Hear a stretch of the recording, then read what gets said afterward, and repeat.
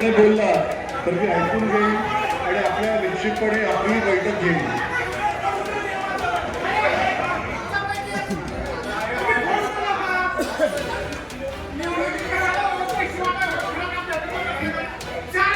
आणि आपलं जे म्हणणं असेल ते मला लेखी स्वरूपात द्या. आपण ते जे म्हणणं आहे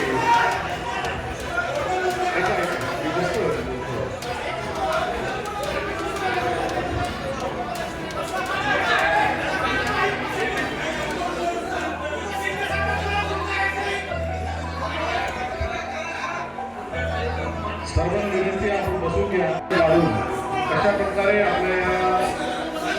विधानसभेमध्ये काम करण्याची संधी. या ठिकाणी आज निलंगा विधानसभेच्या सर्व कार्यकर्त्यांची बैठक होती आणि नक्कीच काही ज्या गोष्टी होत्या त्या बसून आम्ही विचारविनिमय केलेला आहे आणि त्याच्या बाबतीमध्ये जो काही विषय असेल तो माननीय मुख्य नेते म्हणून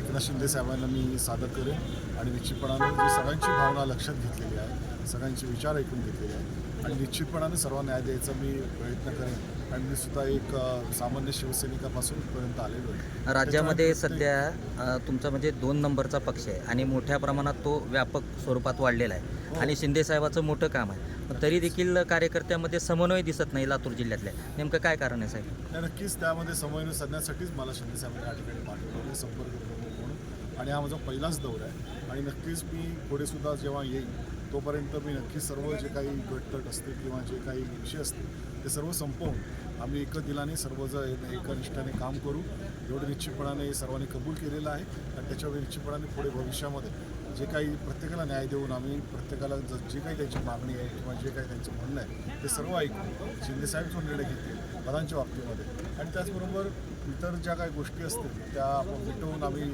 आता साधारणतः ही बैठक संपलेली आहे आणि त्याच्यावर निश्चितपणे चांगलं वातावरण करून या ठिकाणी तो परत जाईल. स्थानिक स्वराज्य संस्थेमध्ये देखील पदाधिकाऱ्यांना विश्वासात न घेता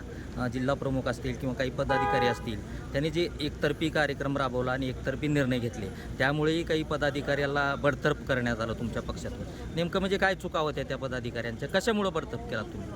या बाबतीमध्ये निश्चितपणे आज आमचे विचार विनिमय झालेले आहे आणि याच्यामध्ये जे काही गोष्टी करायच्या आहेत त्या माननीय मुख्य नेते म्हणून शिंदे साहेबांना मी सांगणार आहे. लेखी स्वरूपात सर्वांनी निवेदन सुरू दिलेलं आहे आणि आता यापुढे मागच्या गोष्टी विसरून आता आपल्याला पुढे जायचं आहे आणि त्या दृष्टिकोनातून मी सर्वांना सांगितलेलं आहे की आता ज्या गोष्टी झालेल्या आहेत त्या पुन्हा येणार नाही. तर आता आपल्याला पुढे जायचं आहे. पुढे 3 वर्षांनी पुन्हा लोकसभा विधानसभा आहे आणि मुख्य म्हणजे मी ज्या गोष्टींसाठी आलो होतो तो SIR म्हणजे मतदार नोंदणीचा जो विषय आहे आणि सखोल पुनर्निरीक्षण आपल्याला जे करायचं आहे त्यासाठी आलेलो होतो आणि ती भूमिका माझी सर्वांना समजून सांगितलेली आहे आणि निश्चितपणाने सर्वांनी ऐकून घेतलेली आहे आणि पुढे निश्चितपणाने निलंगा विधानसभेत किंवा इथं लातूर